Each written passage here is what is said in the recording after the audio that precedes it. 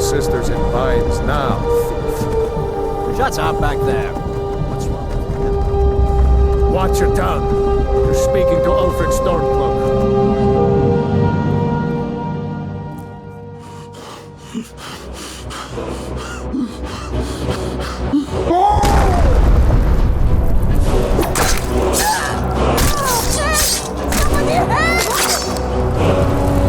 This is the rage of Odin's berserker, who in short's name is Odin. I said, who is this Odin fella?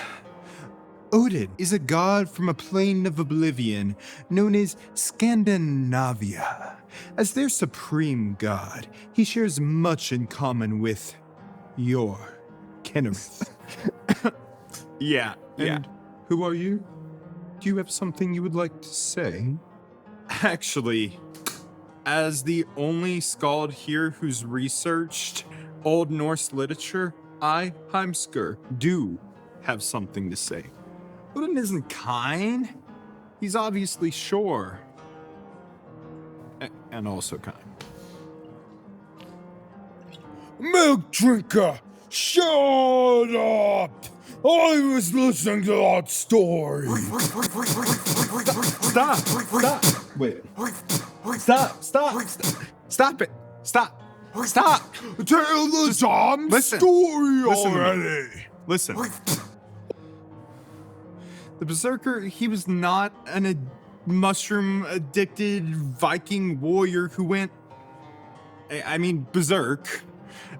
Only a disgusting elf could misinterpret Norse sources so poorly to think that. And are you, true sons of Skyrim, really going to trust a knife-ear? Knife-ear is my family. You may call me whatever. You see, guys, when the Skald Snorri Sturluson I thought I told you to shut up already! Stop! Fine. I'll shut up. Just stop. Please. Thank you for dealing with that thing.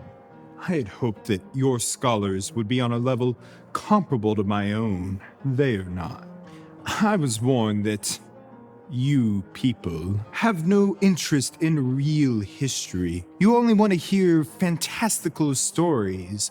Well, I, Knife-ear, have prepared a fantastical saga that will have you all enchanted.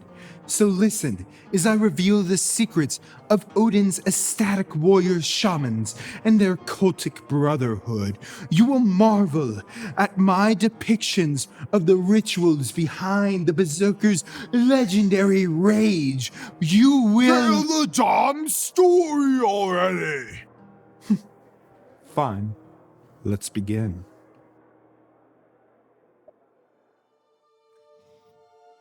Long ago, in the land of Denmark, there was an incest baby named Hrolf. But Hrolf was no ordinary incest baby, and so they made him king of Denmark. Everybody loved him. Our story will now follow his journey. Hrolf stepped into his hall. Now is a powerful man. He needed to call upon a powerful god. He set a rope above his throne, yet he set it so that his sacrifice would be but an illusion. As he hung there in the air, the runes did their magics. An old, nude, one-eyed sorcerer appeared. But the sorcerer was furious with Hrolf. How dare you try and cover my with your rancid balls, brother! No, King Hrolf! You will battle against angels! You will not reclaim your birthright! Only the assembling of my warriors here on earth will break my curse! The berserkers then I will allow these Swedes.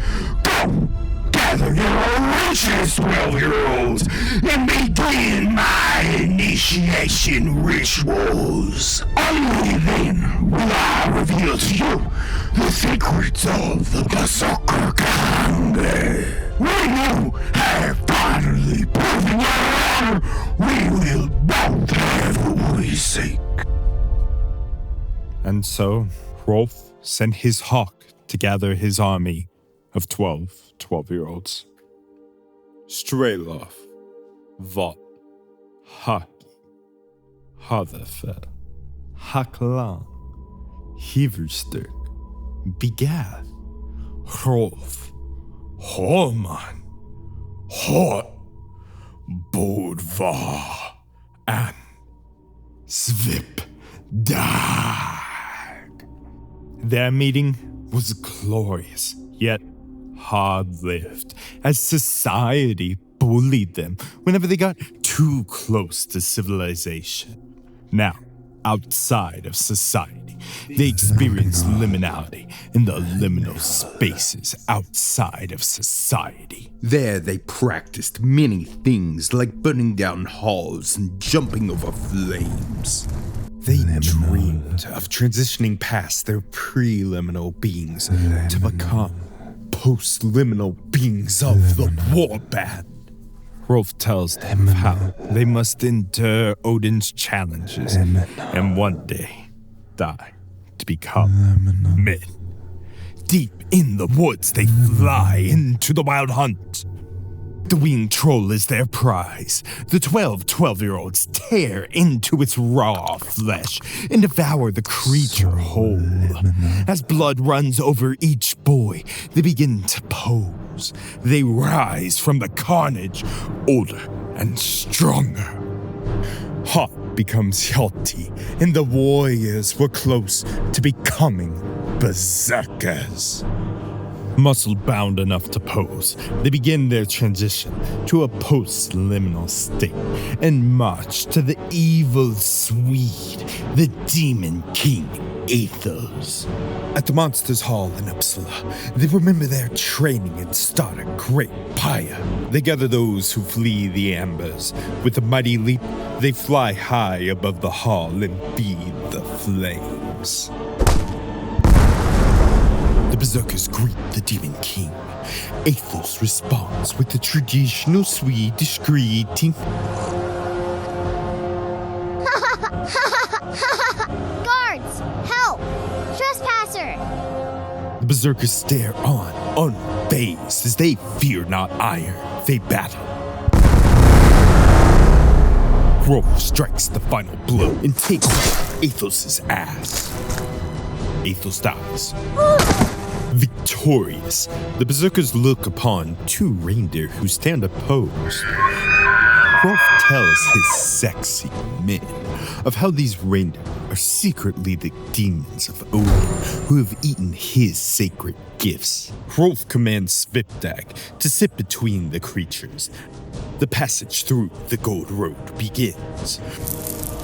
More gifts are bestowed, such as alcohol, henbane, and fortune. The warriors feel not fear.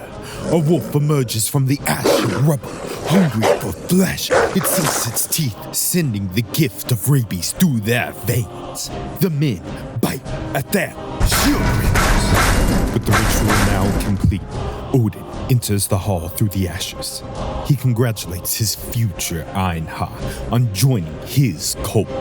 They swear never to reveal its secrets. Odin offers wondrous armor and weapons, but the champions, in their haze, turn down the demon's gifts. They flee in terror. The berserkers return home. Killing the ass brought them much honor. Everyone now thought that they were mysterious and sexy. As men, the elite warriors take their place at the top of the warband. They party it the fuck up until one day, Hjalti sees Odin staring in through the window. As he goes to look, the one-eyed Willie disappears. But In the distance, Hyotti can see Skurd's massive army. The warriors prepare for battle. They begin performing the ritual, ingesting all kinds of drugs and foaming at the mouth. Their rage is unmatched. They slaughter thousands. Some of the opposing zombies see Bodva as a literal bear. His persona is unstoppable.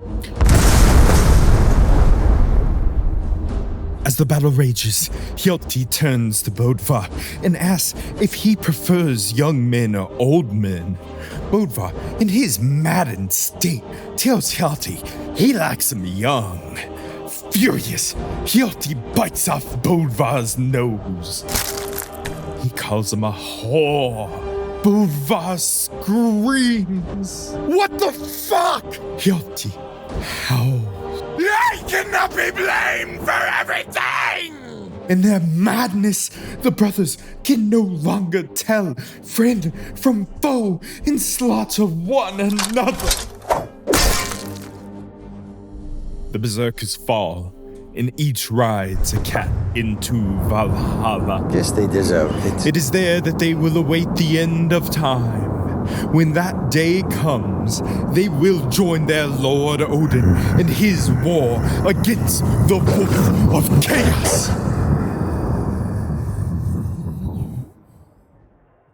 Now then, I'm sure that your kind have questions. Questions that only a true scholar such as myself could answer. Why did he bite his nose off? The warrior's frenzy was caused by the berserker gonger. See, this was a ritual that would be done during a battle, where the warriors would come under the effects of either reindeer piss, alcohol, henbane, a few random deliriums, rabies, PTSD, sociopathy, or maybe genetics. They would then froth at the mouth and bite at their shield rims before cutting down anyone who stood in front of them, friend or foe. And that's why we say things go berserk. Obviously. No, wait. Did I hear you say they come under the effects of rabies and reindeer piss? Well, for rabies, at least one scholar thought so. And for how they would have survived it, I'm not sure myself, but the piss, it would have contained Amanita muscaria, a mushroom that gets you high, magic mushrooms. And how did the Vikings start drinking reindeer pee? Because they had gotten it from the Uralic tribes who lived next door, the Sami. No. What I meant was, why did the Vikings start to drink trippy piss that caused them to go uncontrollably mad in the first place?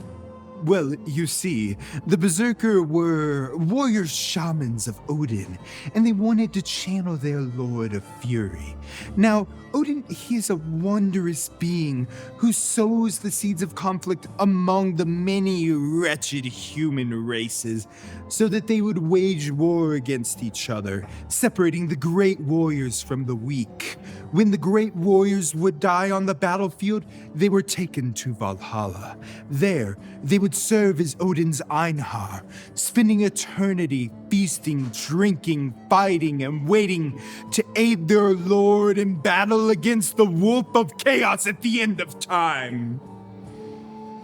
So obviously, if you were an elite member of society, you were a part of Odin's cult. And what would these elites do during their meetings, I hear you asking? Why, enter ecstatic states through secret demonic rituals while wearing their freak-off outfits. Did you say freak-off outfits? Yes, the warriors would wear nothing more than bear or wolf skins. This would signify one's rank is either a berserker or ulfanar, respectively. But even that other asshole said that the Odin's like kinda sure something. But I've never heard of those gods holding fursuit freak-offs. Now has seen. I could see him doing something like that. Well then, someone must have messed up when designing your gods. I swear, Skyrim has such terrible lore. Sure, whatever. Now, why were all of the elites furries? Dressing up as your favorite anthro has always been expensive, and the elites love anything that's going to keep those disgusting pores away. Okay, that's cool and all. But why were the berserkers naked in the first place? It was their preferred way of fighting. See, etymologically, bear means naked, and berserker means shirt, so you can translate berserker into no shirt. But did Odin offer them weapons and armor? He did so for reasons that you cannot comprehend. What I can't comprehend is why you were so fixated on having naked 12-year-olds in your stories. And now he starts talking about freak-offs. Those Thalmor agents should stop looking into Talos worshippers and start looking into this guy. I was fixated because of the Kroyos and the Germanic Manderboon. The Kroyos, they were an ancient Indo-European tradition in which boys were sent to live outside of society, where they would raid enemies for cattle, live off the land, and learn to work together in battle. An older member of the group would facilitate their learning. When they would reach maturity, they would rejoin society, groom themselves, and get married. The berserkers hail from this barbaric tradition. The ancient Greeks, they had a more elegant form of the Kroyos tradition. Their older members, they would teach boys about manliness by first slathering them in oil and... See, I told you guys. I told y'all this guy is full of shit. Hey, Pismer, why don't you go ahead and tell everyone how your theories are based on Nazi research? Oh, and then you can expand on how the sagas are 100% accurate sources of Viking information. Well, Oh, did the Nazis tell you to trust Snorri? Is that where you got that? Is that why you also think the berserkers are naked? Look, he may have said berserkers fought naked, but he also loved just adding naked men to stories. Sometimes it's a literary thing, sometimes I don't know, but whatever. Anyways, don't get me wrong about it. They did absolutely fight naked sometimes, but by that point, they're full-grown adults, and they're fighting for their kings and jarls. Well, the elites... No, you can't just say that the elites had a secret cult just because no one actually wrote about it. And about the berserkers getting high on mushrooms, I dare any one of y'all here to go and take a heroic dose and then go and join a fucking war reenactment. See how much fun you have then. And, rabies, even for a pisskin, that's fucking stupid. Is it my fault for your lack of media literacy? It is not. It is because you are disgusting Nords. Listen, Pismer, I know what your fucking story was based on. You told a crappy-ass slapped-together version of Hrolf saga, a saga that I can use to tell a more historically accurate and better version of the same fucking story. Undo it! What? No, guys, I'm 12 of these deep. I drank one for each berserker. I can't. You're on an open mic night, so quit your yapping and tell a damn story already. Tell us a story, milk drinker. Okay, fine. Just don't spit on me again. Please. We're on 12 meters.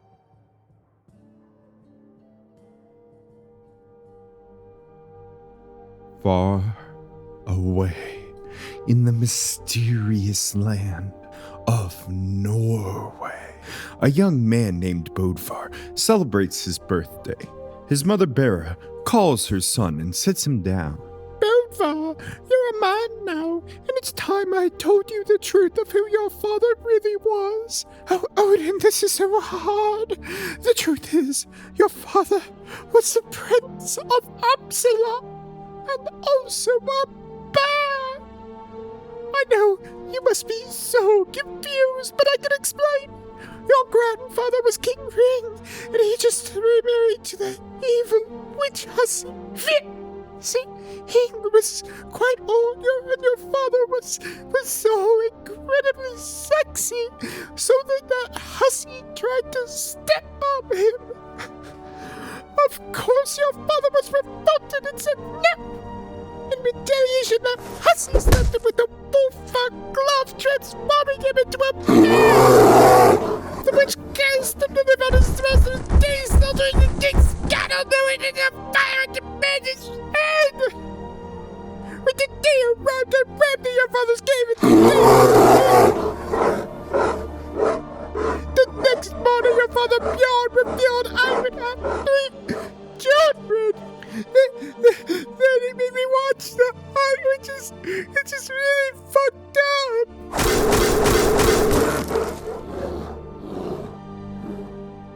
I was celebrating with the feast, and because the hussy had suspected our relations, she forced me to eat the forbidden bear meat.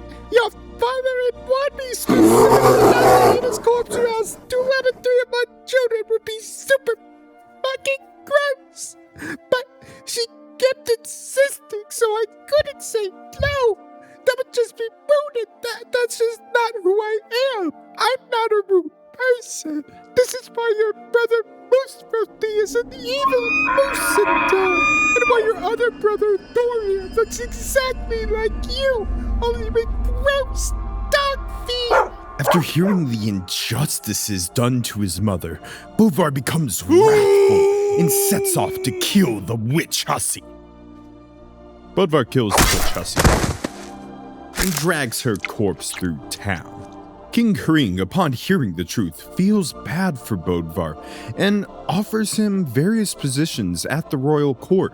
But Bodvar refuses. He says instead he'll search far and wide for a power that's inside. The power of a berserker. Hring agrees and they say their goodbyes. Bodvar first travels to his dog-footed brother's kingdom. Upon entering Thorir's great hall, Bodvar's mistaken for his kin. They look so much alike, excluding the disgusting dog feet, that Bodvar assumes control over the realm. This goes on for about a week until Thorir returns home. The brothers, they have a good laugh about the mix-up in chat. Thorir thanks his brother for not fucking his wife, even though he totally could have. Hold on. How would she... She would have noticed the feet. Whatever. Bodvar continues on his quest. Next, Bodvar stops at his younger brother's house. For some reason, he decides it's a good idea to hide in the shadows with his hood on. When Moosefrothy arrives home after a long day of killing random people and looting their corpses, he charges the intruder. Bodvar says nothing. Instead, they do some kick-ass wrestling. Moosefrothy realizes who the stranger is, and they have a good laugh. The centaur, though, he can tell his brother he's not reached his full potential. He cuts one of his 4 moose legs and says, "Drink." Bodvar sucks the blood and transforms from a Joseph Joestar into a Jonathan Joestar. With his new strength, he sets off again. After a long trip, Bodvar comes upon King Hrolfshall in Lear, Denmark. As he approaches the gates, he spots people fleeing in terror. A scared man and woman see the massive warrior and throw themselves onto him. They tell Bodvar that their son, Hot, had wanted to become a berserker, but he was way too much of a little bitch. They feared he wouldn't be able to handle the berserker's bullying and begged Bodvar to check on him. Bodvar knows it's not cool to beat up on someone just because they're a little bitch and agrees to aid Hot. Upon entering Hrolfshall, Bodvar spots 12 berserker bodyguards. The savage oafs rant and rave about their great 10-times grandfather's rights of raping. Bodvar finds these berserkers disgusting. He continues on his search for Hot. Upon stumbling across a massive pile of bones in the corner, he stares, trying to figure out why such slobs live here. A berserker chunks the skull at the pile, and the mound screams in horror. Hot, I presume. No, stay away! Kill me, I just stay back!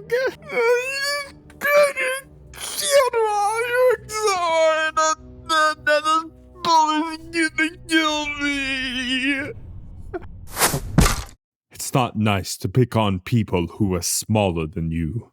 Hazing tradition around here, you snowback bitch!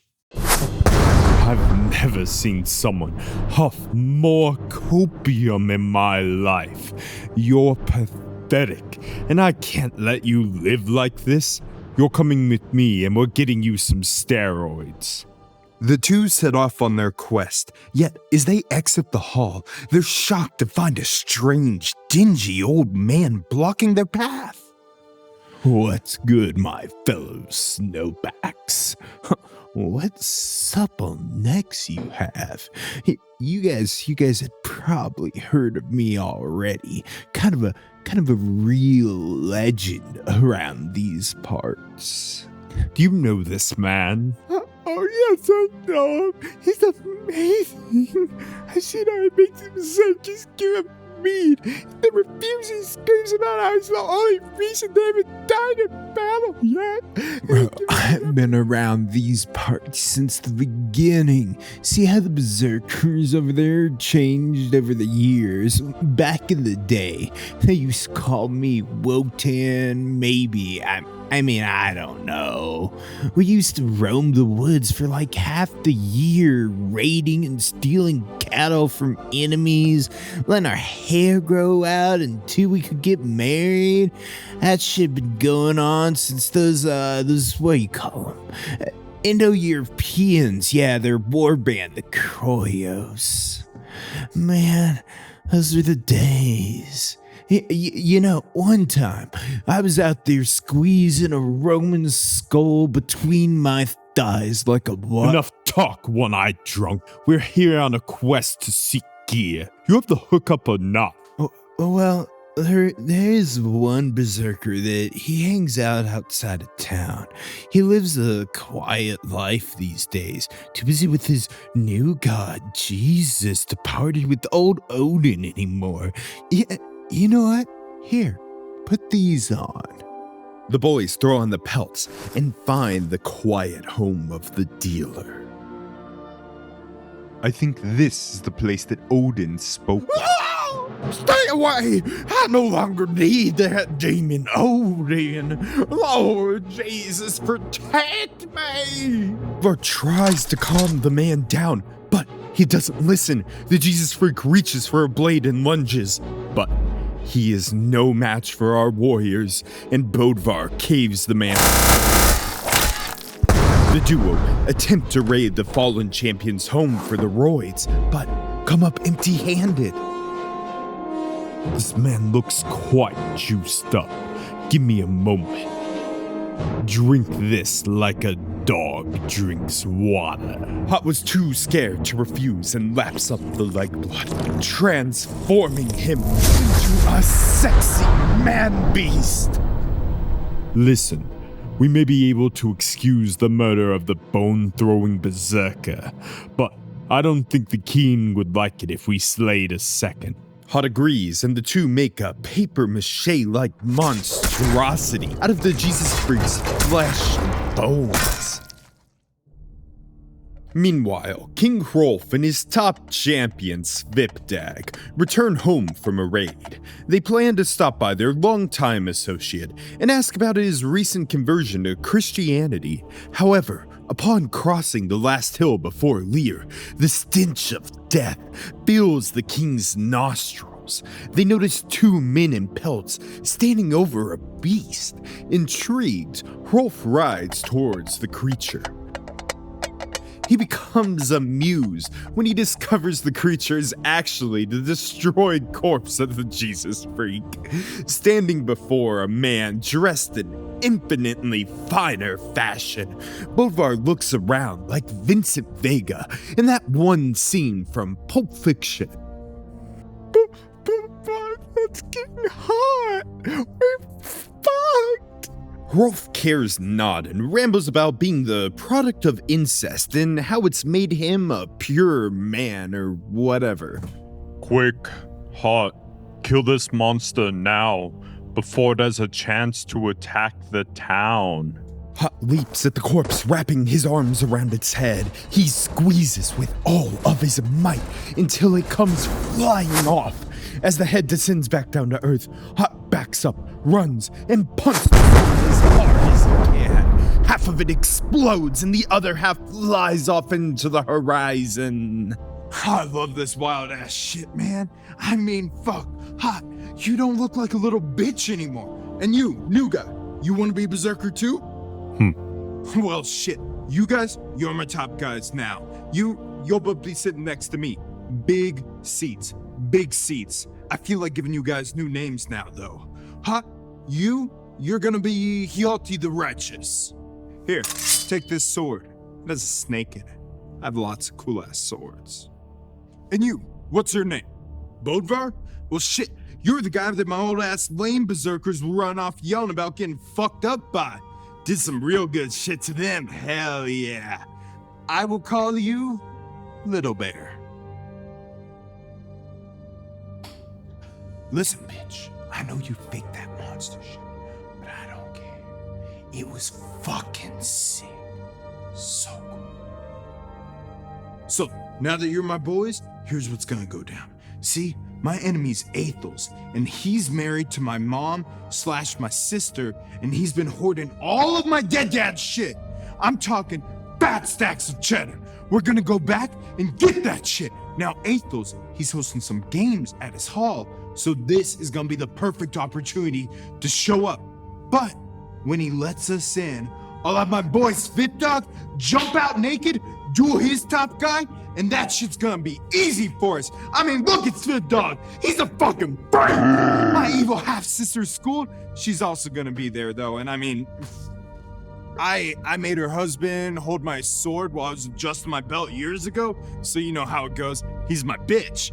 And I mean, she just has never stopped trying to kill me since. I mean, this shit's been going on for years. So you guys keep a watch out for her. The boys high five. It was glorious. The crew arrive in Uppsala, Sweden at Aethel's hall. Servants take their magnificent steeds to the stables. They're approached by Yrsa, Aethel's wife and Hrolf's mom's sister. Before she can speak, her manservant Vog eyes up Hrolf and his boys. That's the guy you were talking about? My new poor looking ass face, motherfucker. Thank you for this new name, man. Vog, shut up. Son, brother, Aethys has instructed his stable boys to tear off your horses' manes and file their tails to the bone. I'm so sorry. I don't know why he's like this. Good to see you too, mother sister.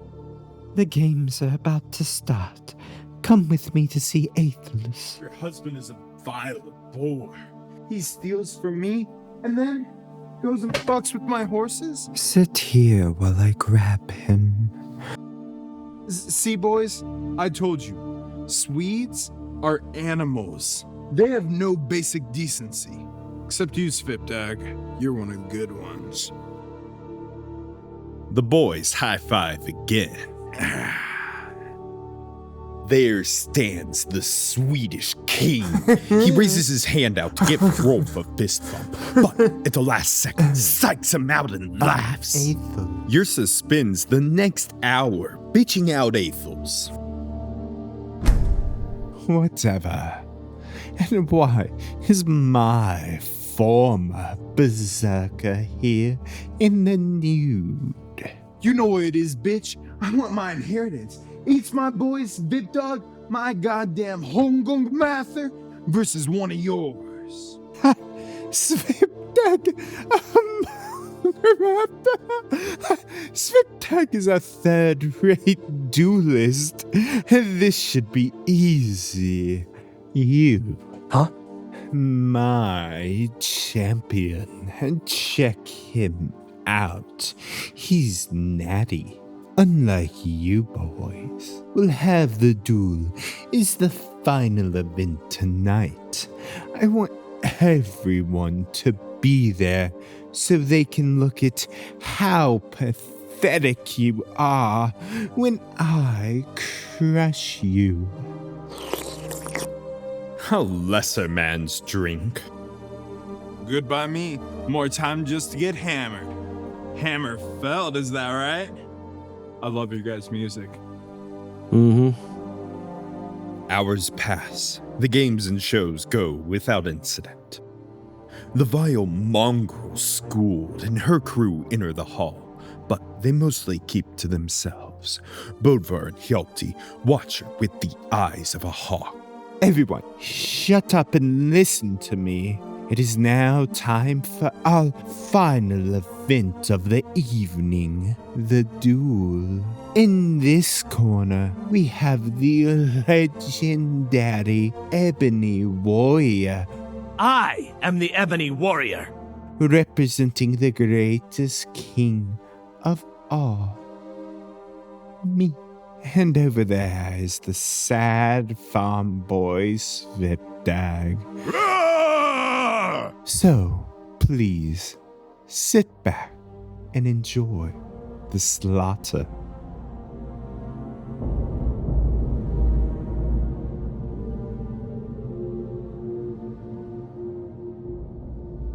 Svipdag performs the Berserker Ganga.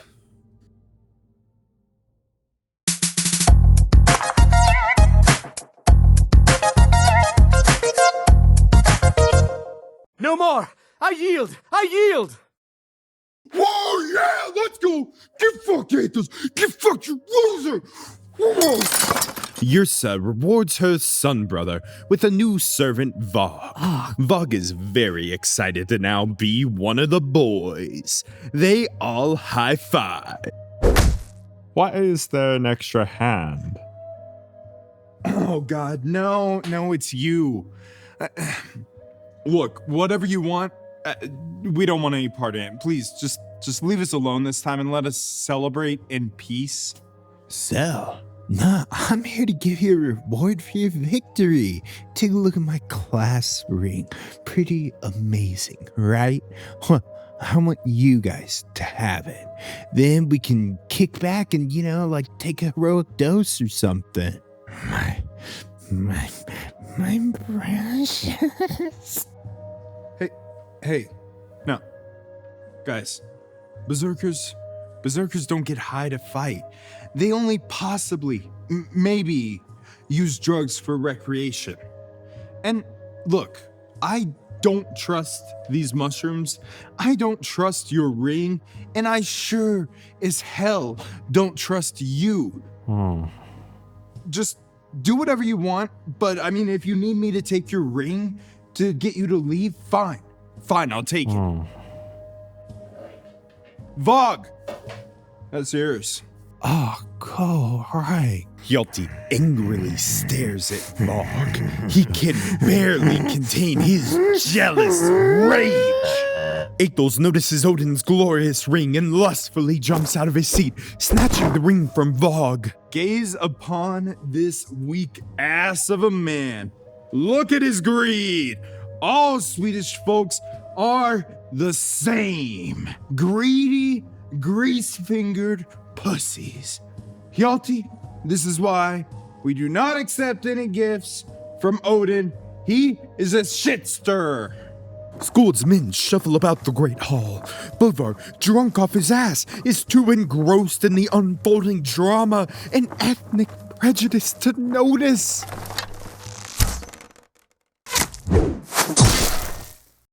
Athos crawls around the floor in a horrible, bloody pain. Athos dies. Fuck! Ah, that was my favorite fucking drinking hand. I got another though, so boys, let's rage.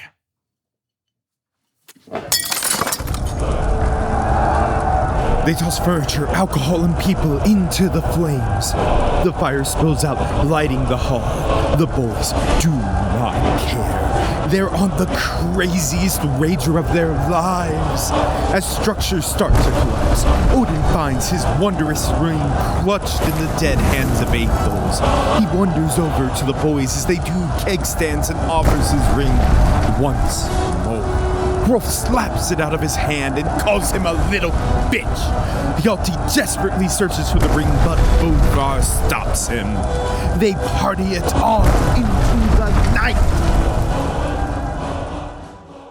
Hjalti rises first, but his hangover has him regretting every moment of his life. He searches the rubble for the ring. Wake up.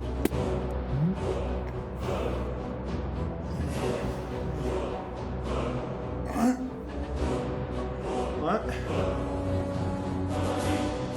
Sounds like you need the hair of the dog then. Boys, wake up. We got shit to do.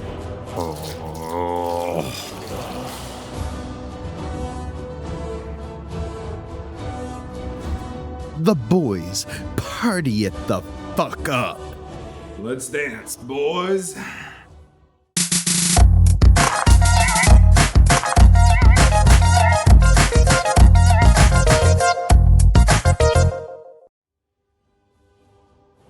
I'm going bad mode!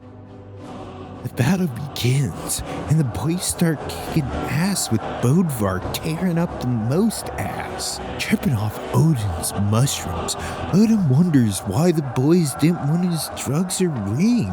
Odin knew berserkers didn't use drugs to induce an ecstatic state. Odin just wanted to hang out with his friends. But clearly, they're no friends of Odin. Odin tosses Odin's class ring down to the battlefield below, out of shame. Oh, alright. What's better?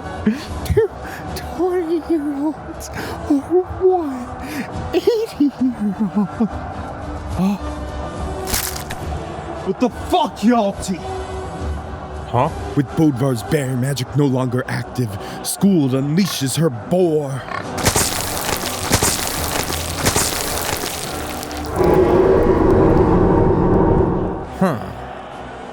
Skuld wins Rolf's kingdom in Denmark.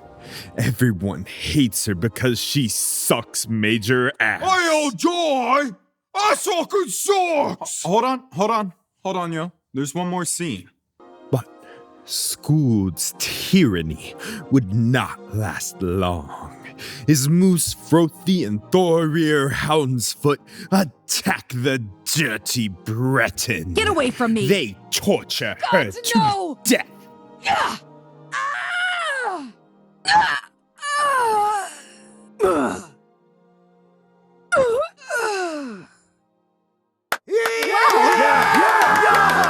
Any questions? Okay, Big Daddy, I see you looking all cute telling your stories, but I feel like the story you just told is a slightly less confusing one than that gold-faced genocide baiter over there told. What's the point of you getting up on stage and educating us like this? Also, why do you look different? Okay, so let's keep the questions actually related to history, because that's what this video is even about.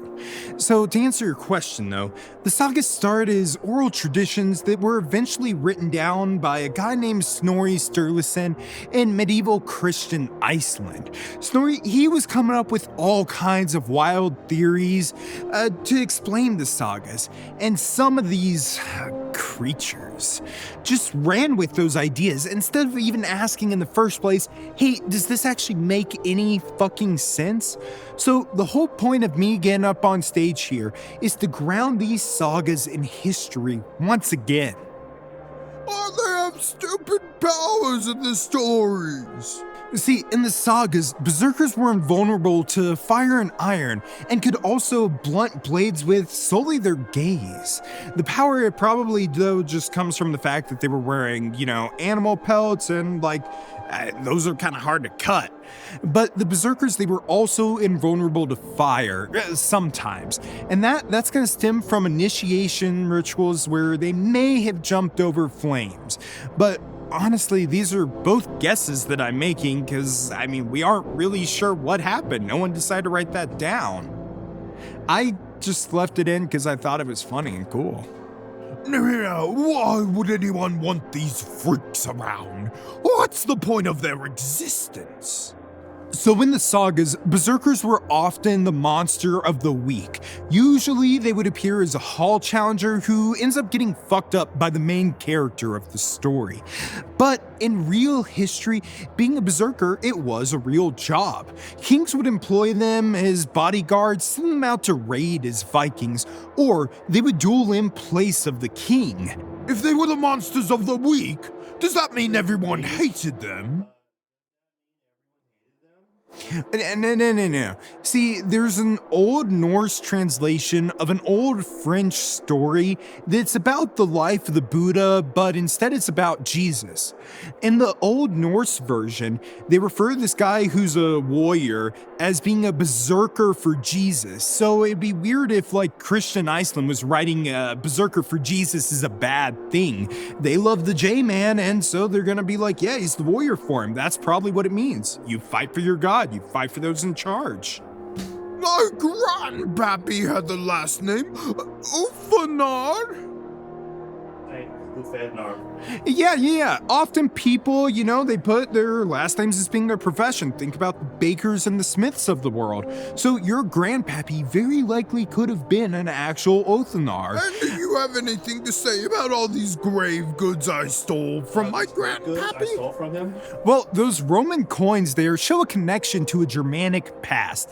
And the fuckloads of gold show that, yeah, he associated with people who ball out, the rich. Is one of the connections to the rich the Hogonga Martha you mentioned in the story? Yeah, so Iceland, it had laws back then saying that if you didn't like the normal outcomes of judicial proceedings, you could just challenge someone to trial by combat to decide everything. So obviously kings, they're gonna be the ones employing their berserkers to do this for them. Now, some berserkers probably did abuse the legal system this way, as that kind of makes total sense to do. So, maybe they did actually outlaw it because of that, but either way, these duels, berserkers are going to be fighting them in essentially the nude, because their god, Odin, he fights in the nude. And what's he the god of? He's the god of winning shit and making people fucking dead. So you're gonna channel him by dressing naked and being like, hey, this duel, it's in his hands. I'm leaving it up to the big man upstairs. Let's go.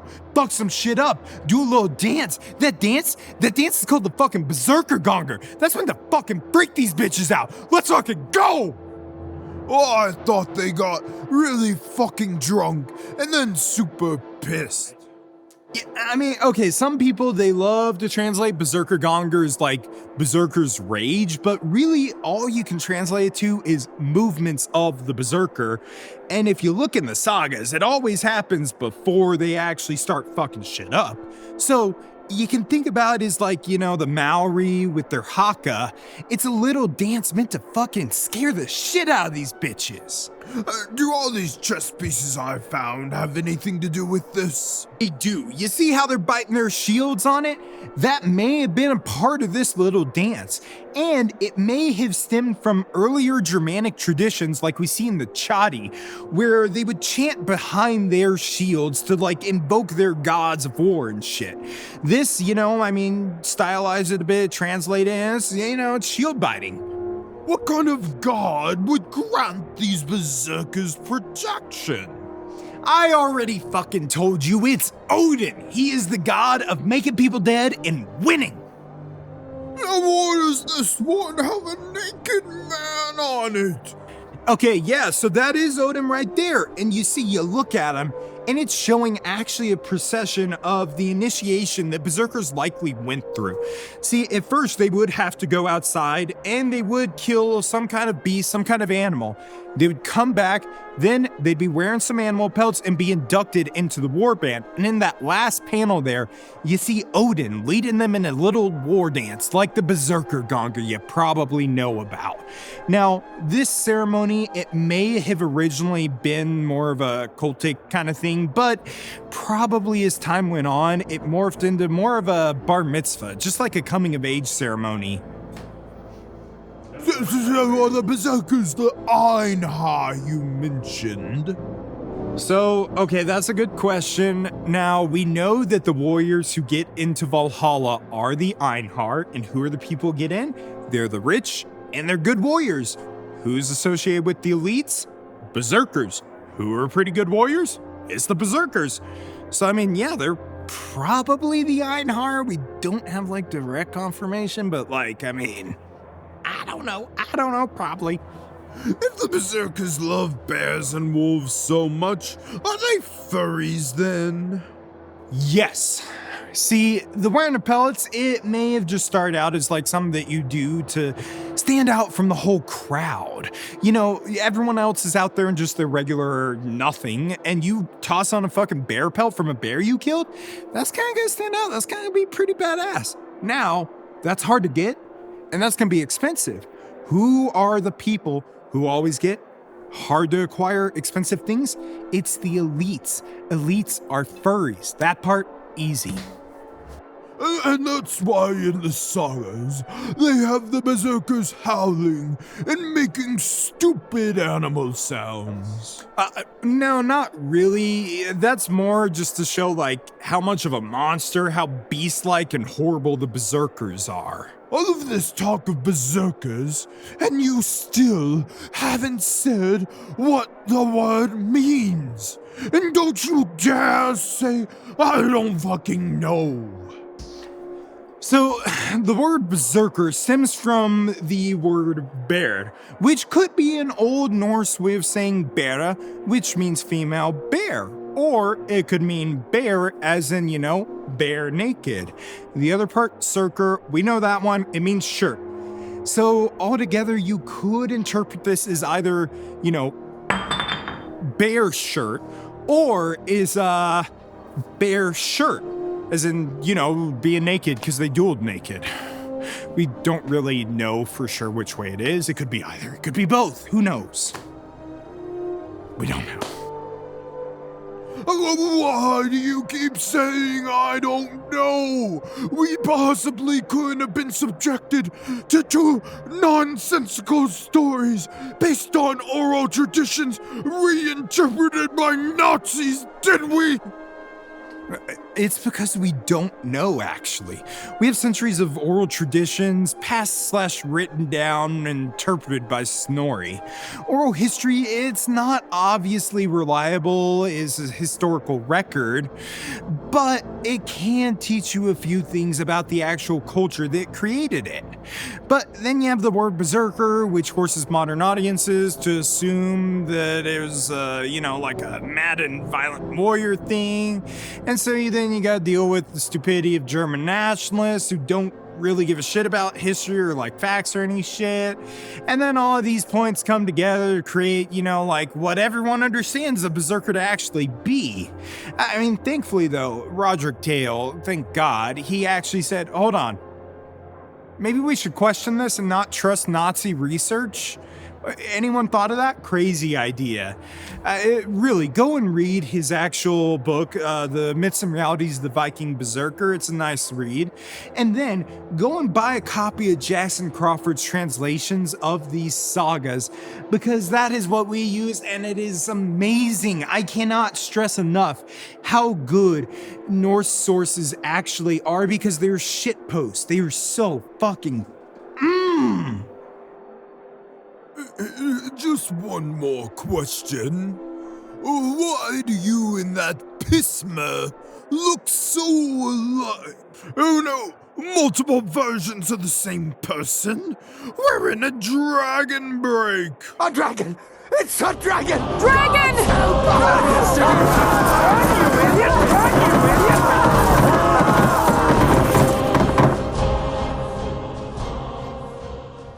Yeah. You want to argue about something else? Yeah, so that was the Berserker's Rage. I hope you guys loved it. I laid off, and that's the only reason I have enough time to do this. But I have a Patreon set up for this. It's gonna be the main way that I fund this shit here. I have some bonus videos there for you guys as well. I think it's pretty fucking clear that Shadow the My Hug is a God. berserker. Okay, you have to sell me on this one. I don't see it. Look at this second image here. You see how he's killing someone like an enraged person? He's fast as fuck. See, that's funny shit, isn't it? Ha ha ha. I know what joke I played. I'm doing a stream on Twitch this Sunday. It's going to be in the afternoon. Twitch.tv/Wotan the Wizard. And yeah, you can come speedrun Xenophobia with me. It's Elder Scrolls Xenophobia.